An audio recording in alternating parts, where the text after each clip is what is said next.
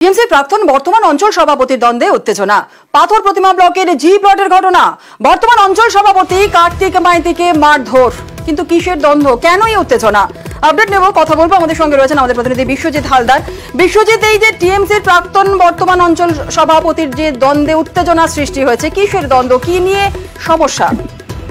হ্যাঁ দেখো, একেবারে যে ঘটনাটা ঘটেছে তাতে করে কিন্তু পাথর প্রতিমা জি প্লটে তৃণমূল কংগ্রেসের যে গোষ্ঠী কন্দল সেটা কিন্তু একদম প্রকাশ্যে চলে এলো। যেটা সূত্রপাত, এই যে ঘটনা যে সূত্রপাত সেটা হচ্ছে গত বৃহস্পতিবার ওই প্রাক্তন যে জি প্লট অঞ্চলে যে প্রাক্তন অঞ্চল সভাপতি তাকে এবং একজন যে বুথ সভাপতি রয়েছেন তাকে কিন্তু দল থেকে সাসপেন্ড করা হয় এবং সেই সাসপেন্ডের পর কিন্তু সেই অঞ্চল সভাপতি নূর ইসলাম তিনি কিন্তু তার যে অনুগামী রয়েছে তাদেরকে নিয়ে বিধায়ক বিরোধী মিছিল করেন, প্রতিবাদ করেন এবং সেই প্রতিবাদ করার সময় কিন্তু যেটা দেখা গেল যে বর্তমান যে অঞ্চল সভাপতি কার্তিক মাইতি তিনি কিন্তু সামনাসামনি পড়ে যান এবং তাকে বেধড়ক মারধর করা হয়।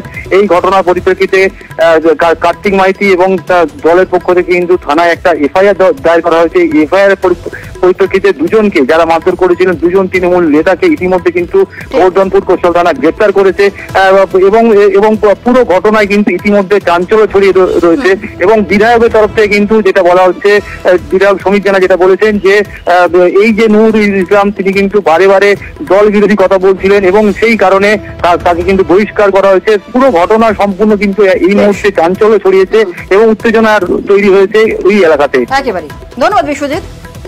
আমাকে যে যা সাসপেন্ড করুক, আমি দলের বিরুদ্ধে কোনো কথা বলবো না, কিন্তু বেশ কিছু মানুষের নীতির বিরুদ্ধে আমাদের আন্দোলন এবং লড়াই, এই সংগ্রাম চলবে।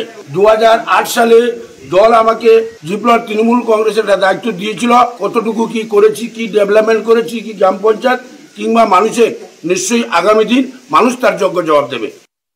এখানকার কার্তিক মাইতি নামক ব্যক্তি দিনের পর দিন রাজধানী বদমাশি বাটপাড়ি সবকিছু করছে, তার প্রতিবাদে কিন্তু আমাদের এই আন্দোলন ছিল। সেই আন্দোলনটা বিধায়ককে বারবার বলা সত্ত্বেও বিধায়ক কোনো রূপ ব্যবস্থা নেয়নি এবং সেই জন্য বিধায়কের সাথে ভিতরে কোনো কিছু থাকলেও থাকতে পারে, কিন্তু আমরা জানার উপায় নেই। আমরা বিধায়কের কাছে বারবার বিষয়গুলো নিয়ে দরবার করতে গেছি, আমরা সদুত্তর পাইনি।